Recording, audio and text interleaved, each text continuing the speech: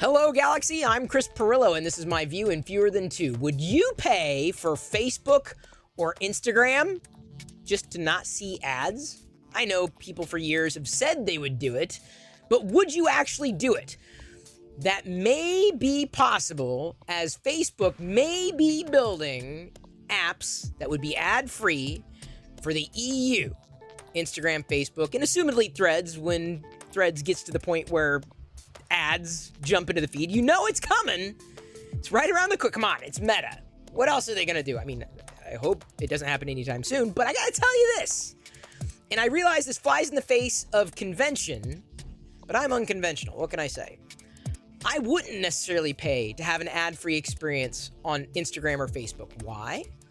Because I'm telling you, it knows me so well that most of the ads that I see on both of those platforms are Star Wars.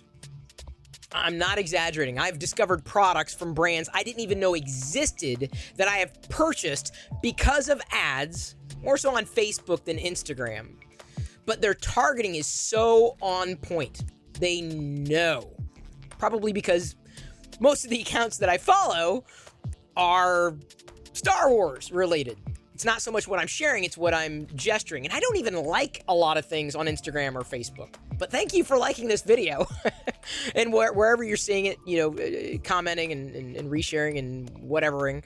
But yeah, I've just made myself Star Wars oriented enough that I fit that demographic. So no, I would not pay to remove ads from Facebook or Instagram because right now, I'm seeing more Star Wars in my feed. What's not to like?